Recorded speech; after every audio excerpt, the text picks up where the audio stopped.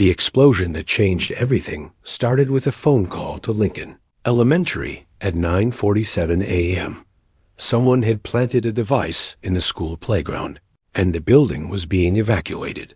Next door, Tony Ramirez continued working under the hood of a 2018 Honda, his focus absolute as always. For 15 years, he had been just the local mechanic, the guy who could fix anything with an engine. But when the bomb squad arrived and declared the device too unstable to move, too dangerous to approach, Tony put down his wrench and walked toward the school. Because before he became a mechanic, Tony had been the soldier others called when bombs needed to be defused under enemy fire.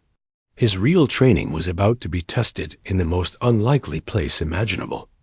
Welcome to the Untold Stories, where ordinary people reveal extraordinary pasts when lives hang in the balance. Before we dive into this incredible story of hidden expertise and life-saving courage, I need you to hit that subscribe button right now and ring the notification bell. Trust me, this story will blow your mind. Also smash that like button if you believe our veterans deserve recognition for their service. Tell me in the comments which city you're watching from today, because stories like this connect communities across the world. Now let's dive into the remarkable tale of Tony Ramirez, a man whose steady hands would save hundreds of lives using skills he'd hoped never to use again. Make sure you're subscribed, because we publish incredible content like this every single week. Tony's Auto Repair sat on Main Street in Millfield, a small town where everyone knew everyone else's business. The red brick building had been Tony's workplace for 15 years, filled with the familiar sounds of air tools, running engines, and the satisfaction of fixing what others couldn't. Tony Ramirez was known as the guy who could make any car run like new again. At 43 years old, Tony was exactly what you'd expect from a small-town mechanic. Grease permanently stained under his fingernails, work shirts with his name embroidered above the pocket, and a reputation for honest work at fair prices. He drove a beat-up Ford pickup that ran perfectly despite its appearance, living proof of his mechanical expertise and practical mindset about functionality over form. What customers didn't know was that Tony's methodical approach to car repair came from 8 years as an Army explosive ordnance disposal specialist. His steady hands, precise movements, and ability to stay calm under pressure weren't just personality traits. They were survival skills learned in the world's most dangerous places, where one wrong move meant death for him and his entire team. Tony had joined the Army at 18, drawn by a recruiter's promise of technical training and the chance to serve his country in a meaningful way. After basic training, he'd volunteered for EOD school, not fully understanding that he was signing up to become one of the military's most specialized and dangerous professions. Only 3% of candidates made it through the grueling training program successfully. For 8 years, Staff Sergeant Tony Ramirez had been the calm voice in chaos, the steady hands that diffused improvised explosive devices planted by insurgents trying to kill American soldiers. In Iraq and Afghanistan, he'd successfully disarmed over 200 bombs, from simple roadside devices to complex command-detonated explosives that could level entire buildings and kill dozens of people. Each successful disarmament had required the same methodical precision he now used to rebuild transmissions and diagnose engine problems. Wire by wire, connection by connection, understanding how things worked in order to safely take them apart. The only difference was that in his auto shop, mistakes meant starting over. In combat zones, mistakes meant death for everyone around him. Tony's discharge papers and commendations were locked in a safe deposit box across town, including a Bronze Star for actions taken during a particularly complex defusal operation in Kandahar province. He never talked about his military service, preferring to leave that part of his life in the past where it belonged. Some memories were too heavy to carry in everyday conversations with customers. The transition to civilian life had been more difficult than Tony had expected. After years of high-stakes operations, where his expertise saved lives daily, Fixing carburetors and changing oil seemed almost mundane by comparison. But Tony had found peace in the routine, in using his hands to create rather than destroy, in serving his community in a quieter but no less meaningful way than before. Tony's shop was located directly next to Lincoln Elementary School, separated only by a chain-link fence and a small parking lot where teachers parked their cars. Every morning, he would arrive at 7 a.m. to the sound of children playing before school started. The proximity to young voices had been one of the reasons he'd chosen this location. It reminded him why he'd served his country overseas. Tuesday morning started like any other day in his comfortable routine.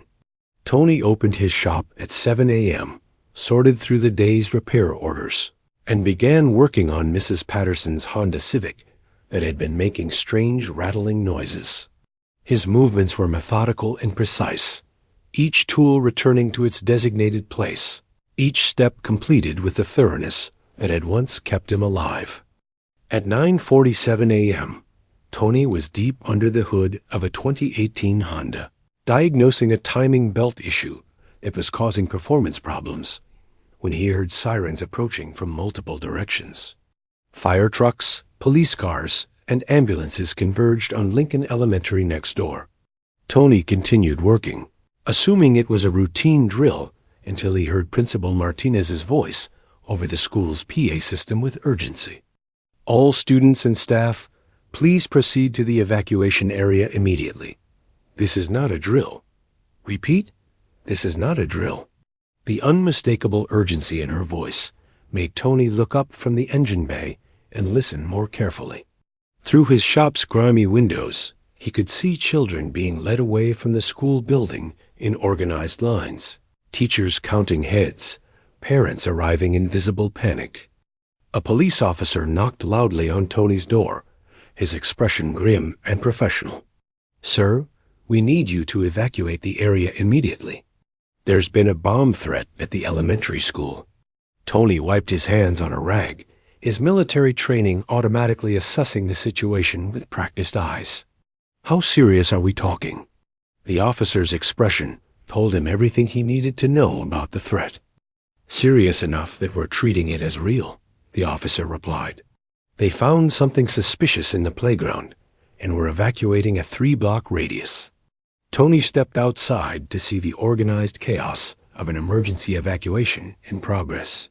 Police had set up a perimeter, fire department trucks blocked the street, and FBI agents were arriving in black SUVs with serious expressions. But what caught Tony's attention was the conversation between police chiefs and bomb squad technicians.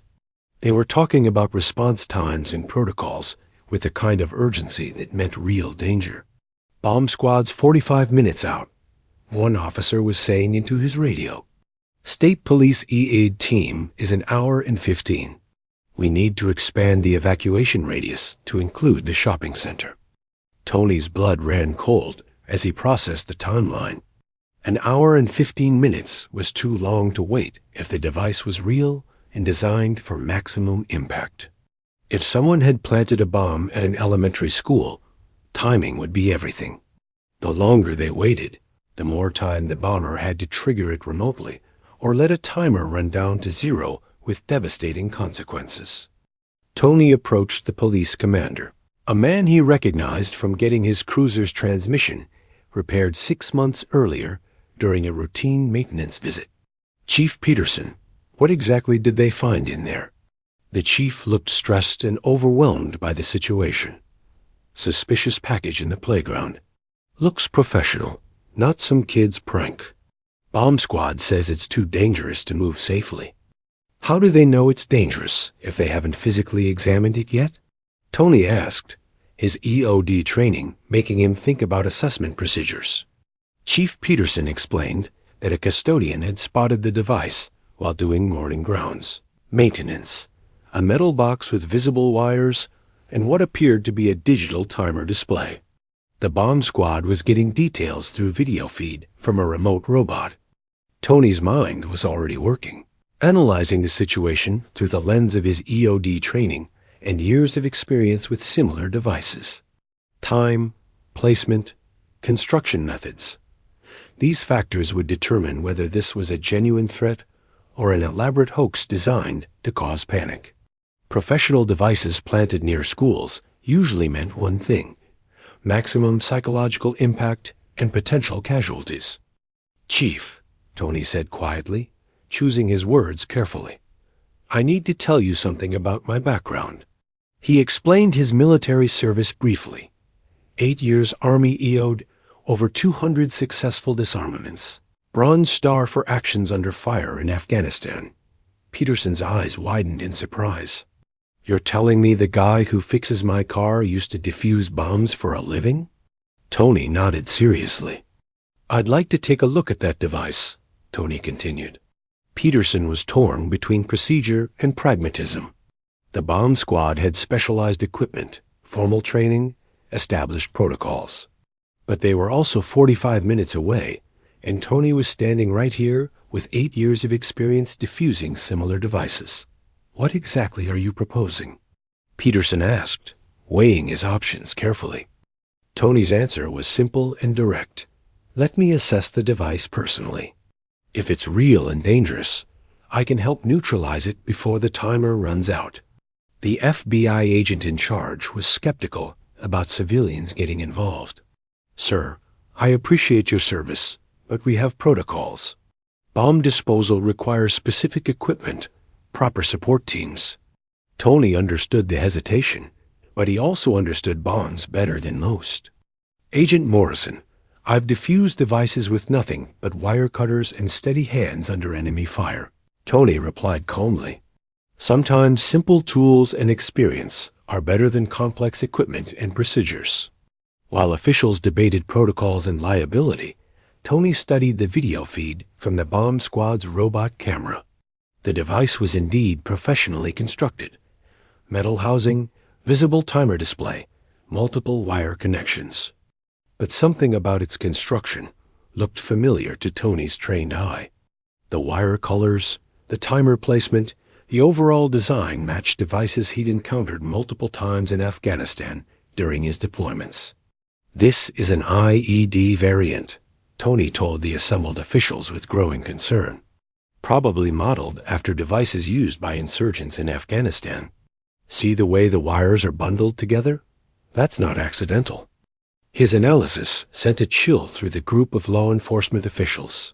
This wasn't a prank or a hoax. It was a weapon designed to kill children and create maximum terror in the community.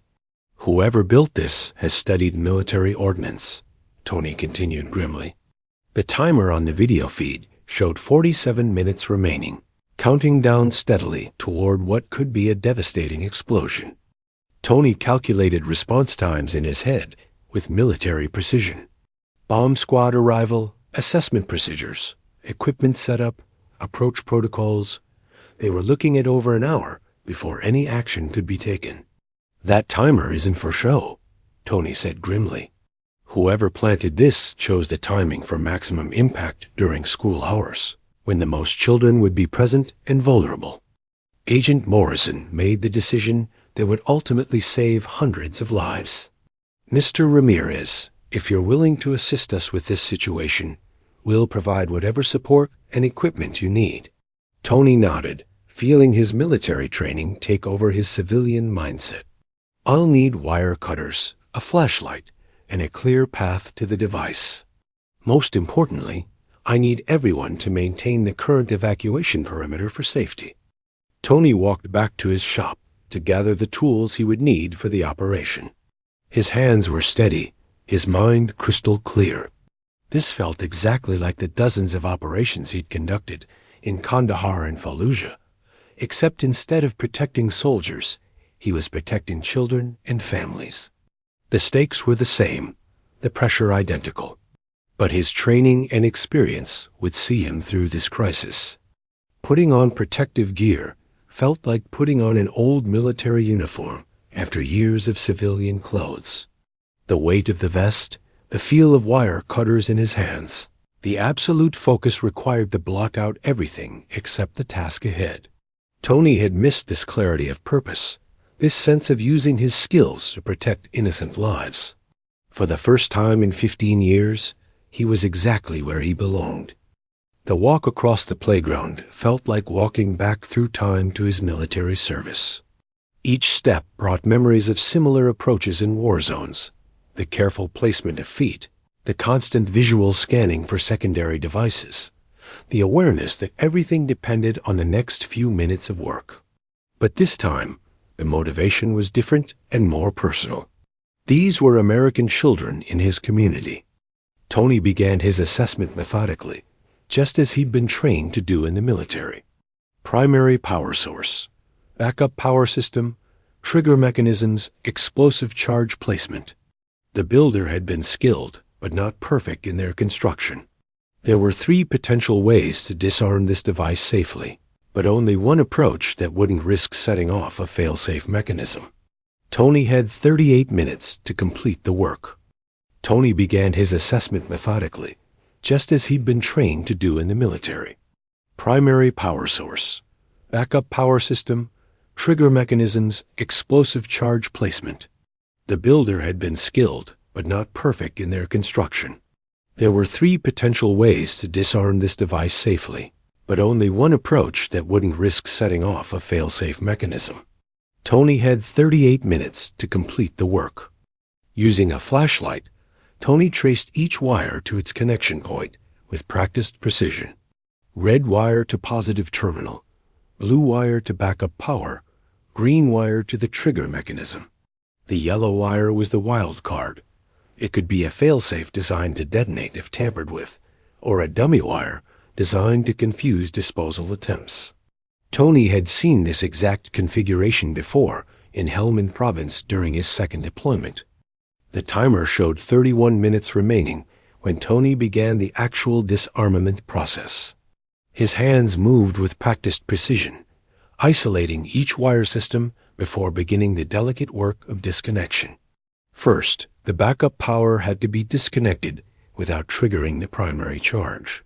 One wrong move would detonate the device and destroy everything within a 200-foot radius of the explosion. Tony cut the backup power wire with a single precise movement, using wire cutters held at the exact angle to avoid sparking. The timer flickered, but continued counting down steadily. Good. That meant the primary system was still isolated from external interference. Next came the more dangerous part, disconnecting the primary trigger while the timer was still active and counting down to potential detonation. With 23 minutes remaining on the display, Tony began the final and most dangerous phase of the operation.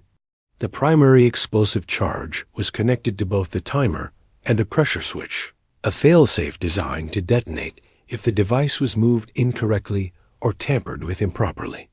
Tony had to disable both systems simultaneously, using a technique he'd learned defusing similar devices in combat. 15 minutes showed on the timer. Tony's breathing was controlled and steady, his movements economical and precise. He'd performed this exact procedure 47 times in Iraq, each time with insurgents potentially watching from a distance, each time knowing that failure meant death for him and anyone nearby. But this time felt different and more personal. This time, he was protecting the future, children who deserved to grow up safely. With 12 minutes remaining on the digital display, Tony made the final cuts that would render the device harmless. Primary power, trigger mechanism, pressure switch, all disabled in perfect sequence using techniques learned in the world's most dangerous places. The timer went dark, the display blank, the device completely neutralized. Tony sat back on his heels, allowing himself one moment of relief before calling the all clear. The playground erupted in cheers from the distant evacuation area as word spread quickly that the threat had been completely neutralized. Tony carefully documented the device's construction for FBI analysis, his detailed report filling in technical details that would help investigators track down the bomber and prevent future attacks.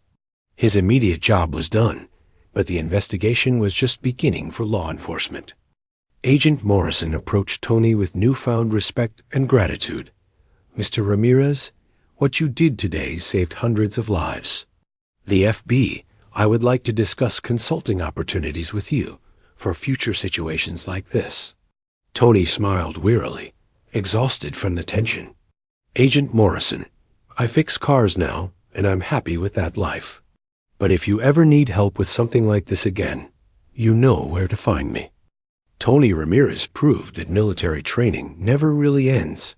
It just finds new ways to serve our communities. If this story of hidden heroism and life-saving expertise moved you, hit that like button right now and subscribe to the Untold Stories. Share this with someone who needs to hear about real courage and veteran service. These stories matter, and your support helps us tell them. Thank you for watching and supporting our veterans.